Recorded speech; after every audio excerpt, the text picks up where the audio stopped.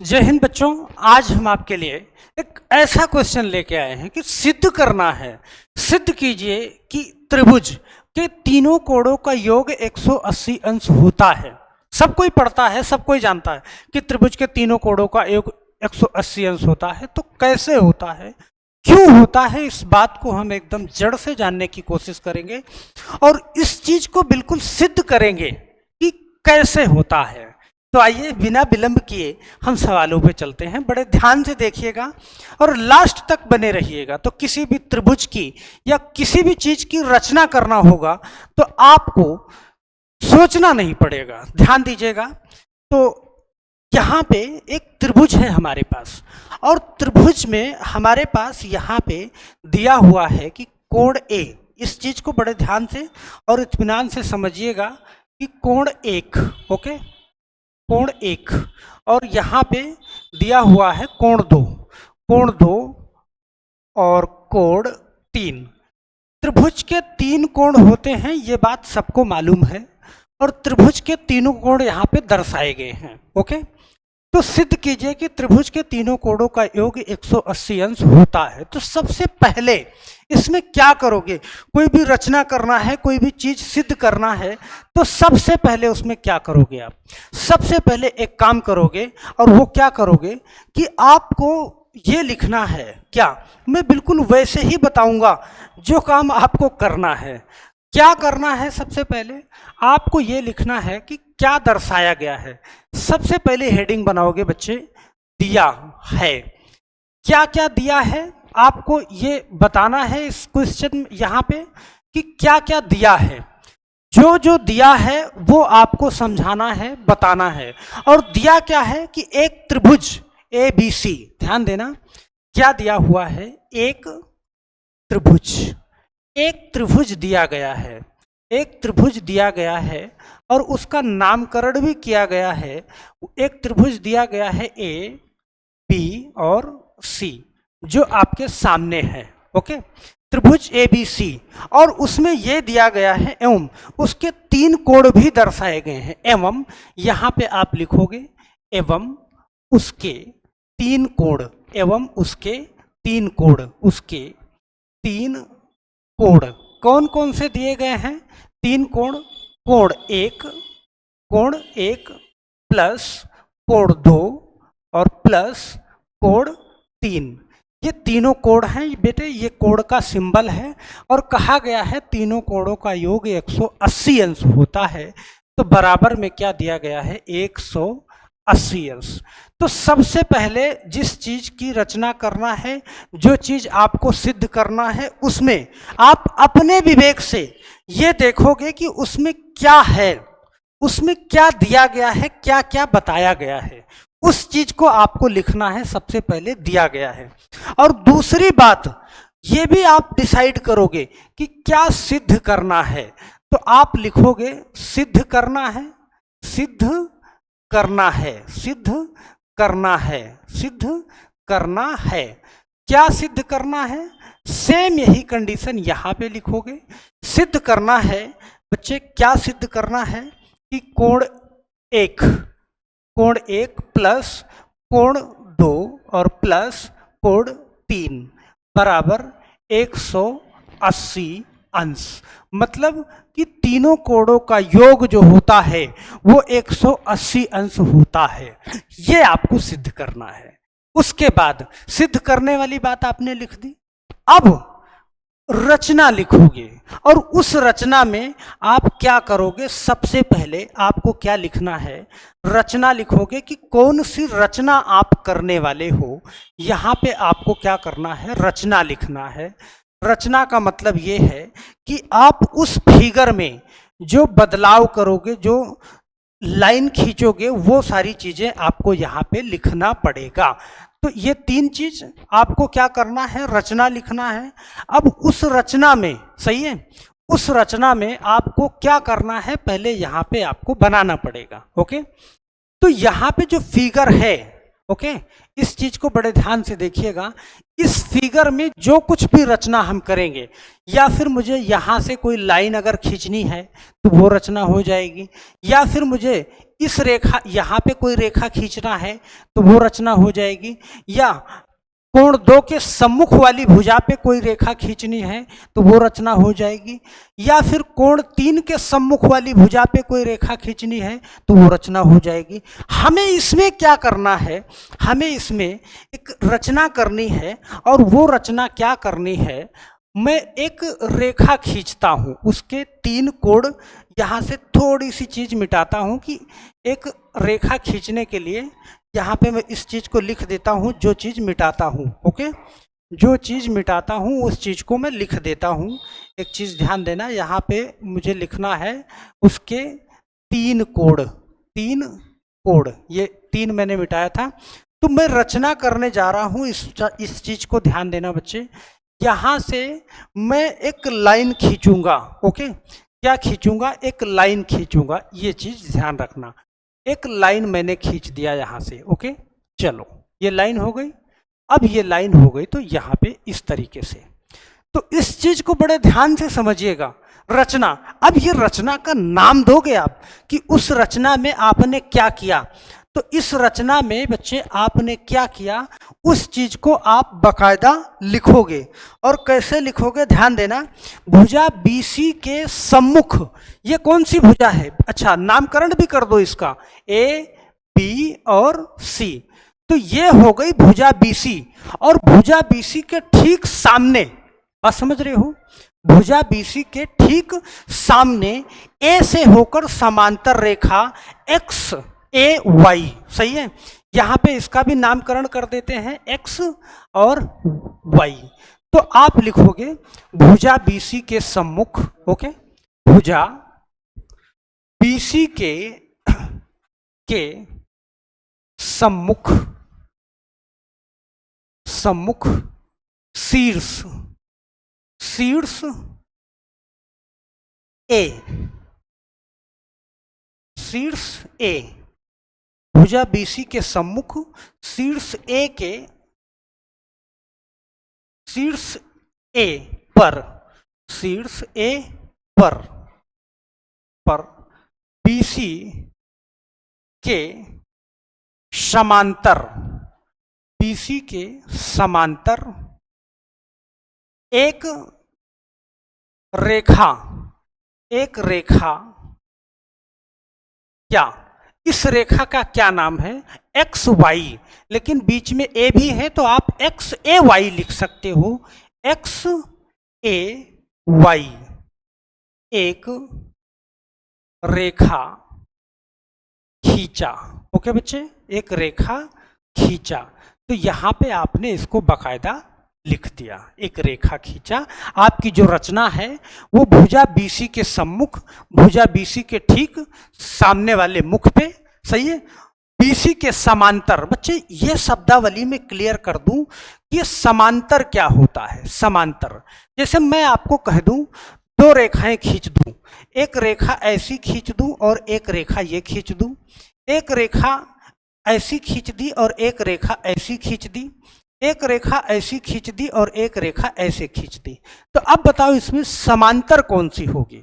आप कहोगे ये वाली, बिल्कुल ये समांतर है। आप कहोगे ये वाली, ये समांतर नहीं है। आप कहोगे ये वाली, ये भी समांतर है। रेखा छोटी हो या बड़ी हो कोई मतलब नहीं है, बस ये ध्यान रखना है कि समांतर रेखाओं के बीच की दूरी हमेशा क्या होती है? बराबर होती है। इस तरीके से आप समांतर रेखा खींचते चले जाओ, पूरी धरती पे खींच दोगे तो उस रेखा के बीच हर जगह पे दूरी क्या रहेगी? समान रहेगी। उसी बात को हम समांतर रेखा बोलते हैं। तो हमने कहा कि भुजा BC के समांतर XAY, तो भुजा BC के समांतर XAY कैसे हो गया? इस बात को भी आप थोड़ी सी समझो कि XAY जो है वो भुजा BC के समांतर है। ध्यान देना, ये दोनों रेखाएं एक समान हैं, चाहे जितनी दूर तक इनको खींच दो, इनके बीच की दूरी हमेशा क्या रहेगी बच्चे? बराबर रहेगी। तो इस चीज को समझना है। अब आगे क्या करना है आपको? अब इसमें से जो कुछ भी निकल के आएगा आप लिखोगे क्या? उत्पत्ति, सही है, उत्पत्ति। तो उत्पत्ति क्या है इसकी? इस चीज को बड़े ध्यान से समझना है कि यहां से क्या निकल के आया।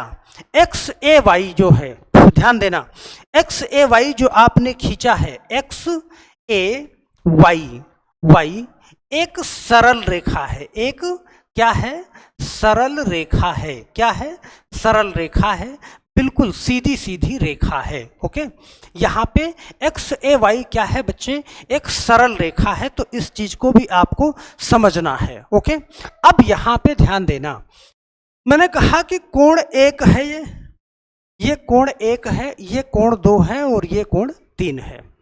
इस जगह पे आप ये देखो कि क्या आपको यहां भी एक कोण बनता हुआ नजर आ रहा है और क्या यहां पे भी एक कोण बनता हुआ नजर आ रहा है। ओके, तो कोण एक, कोण दो, कोण तीन, इसका हम नामकरण कर देते हैं कोण चार और इसका नामकरण कर देते हैं कोण पांच। ओके, और आप जानते हो कि 360 अंश किसको बोलते हैं। अगर आपने, मेरा मुंह इधर है और मैं घूम के फिर से ऐसे सामने हो गया, इसका मतलब मैं 360 अंश घूम गया, मतलब पूरा गोला अगर कवर हो जाए, ये पूरा गोला यहां से अगर कोई व्यक्ति इस टाइप से मुंह करके खड़ा है और फिर घूम के इधर ही मुंह करके आ जाए, इसका मतलब है कि वो 360 अंश घूम गया। तो पूरा गोला 360 अंश बच्चे, तो आधा गोला कितना कहलाएगा, ये 360 का आधा कितना होता है, 180 अंश कहलाएगा। मतलब अगर किसी लाइन पे एक ऐसे आधा गोला कवर कर रहा है तो ये 180 अंश, 180 डिग्री का कोण बनाएगा, और 180 डिग्री का कोण बनाएगा तो आप ये कह सकते हो जो एक्स और वाई रेखा है और बीच में ए है, तो इस ए का कोई मतलब नहीं है, लेकिन यहां से अगर ये पूरा घुमा दो तो 180 डिग्री का कोण ये बनाएगा, अगर पूरा घुमा दो तो 360 का बनाएगा। लेकिन इसके अंदर आप यहां पे देख पा रहे हो कि ये जो कोण बन रहा है, ये पूरा कोण कितने का बनेगा, 360 डिग्री का बनेगा। और 360 डिग्री का कोण बनेगा तो आप इस चीज को एक बार बड़े ध्यान से समझना, आप इस चीज को एक बार बड़े ध्यान से समझना कि यहाँ पे हम क्या बताने की कोशिश कर रहे हैं, यहाँ पे क्या सिद्ध करने की कोशिश कर रहे हैं। देखना, चूंकि क्या लिखोगे आप, चूंकि कोण चार बच्चे, कोण 4 और प्लस कोण 1 और प्लस कोण 5। ओके, कोण 4 और प्लस कोण 1 और प्लस कोण 5, ये बराबर मिलके क्या हो जाएगा, ये बराबर मिलके हो जाएगा बच्चे 180 अंश। ओके, ये बराबर मिलके क्या हो जाएगा, 180 अंश। अब यहाँ पे आपको मैं बताऊं, सही है, कि जेड की आकृति इस टाइप की, जहां कहीं पे आपको जेड की आकृति दिखेगी या फिर ऐसे भी दिखेगी, ऐसे जेड की आकृति, ये कहलाते हैं एकांतर कोण। बात समझ रहे हैं, एकांतर कोण। तो इस कोण को, ये कोण और ये कोण हमेशा क्या होगा, बराबर होगा। सही है, हमेशा क्या होगा, बराबर होगा। ये एकांतर कोण कहलाएगा। क्या कहलाएगा बच्चे, एकांतर कोण कहलाएगा। सही है।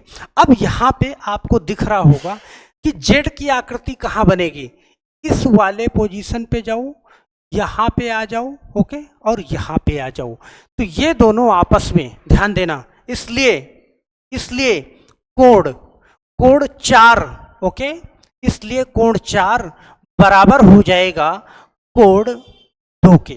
ओके, ये बराबर हो जाएगा। और ये कौन सा कोण है, ये है बच्चे एकांतर कोण। सही है, एकांतर खंड का कोण है ये, तो इसलिए ये दोनों आपस में क्या हो जाएगा, बराबर। और यही नहीं, यहाँ पे एक कोण और बराबर होगा। एक जगह आपको दिख रही होगी जेड की आकृति, यहाँ भी दिख रही होगी, जेड की आकृति यहाँ भी दिख रही होगी, तो इसलिए कोण 5 और कोण 3, ध्यान से समझिएगा इस चीज को।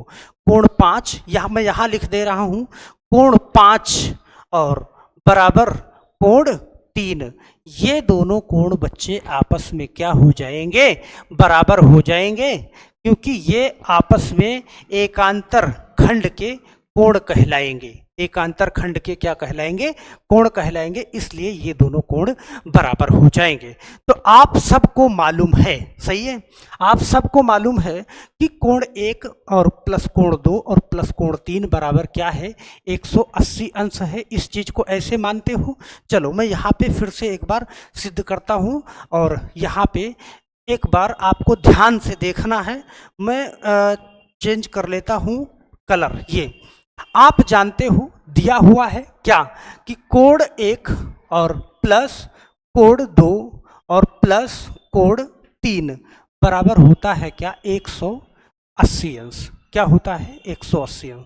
तो बच्चे आप ये समझना कि कोण 4 बराबर कोण 2, तो कोण 2 की जगह हम लिख सकते हैं क्या, कोण 4, बोलो, कोण 2 की जगह। और कोण 5 के बराबर है क्या, कोण 3, तो कोण 3 की जगह हम लिख सकते हैं क्या, कोण 5। ओके, प्लस अब ध्यान देना, और यहाँ पे अब ये 4 भी कवर हो गया, 5 भी कवर हो गया, अब 1 बचा, तो यहाँ पे कोण 1 तो आपको शामिल करना ही है। तो कोण 1 प्लस कोण 4 प्लस कोण 5 बराबर क्या हो जाएगा बच्चे, 180 अंश हो जाएगा। बात समझ रहे हैं? इसका मतलब कि आपको मालूम है कि इस लाइन पे अगर ये पूरा आधा गोला कवर हो रहा है तो ये कोण 180 अंश का होता है। तो ये एक यहाँ भी कॉमन है और एक यहाँ भी कॉमन है, तो चलो छोड़ दो इनको। तो कोण 2 के बराबर हो गया कोण 4 और कोण 3 के बराबर हो गया कोण 5। तो यहाँ भी क्या हो रहा है, 180 अंश हो रहा है।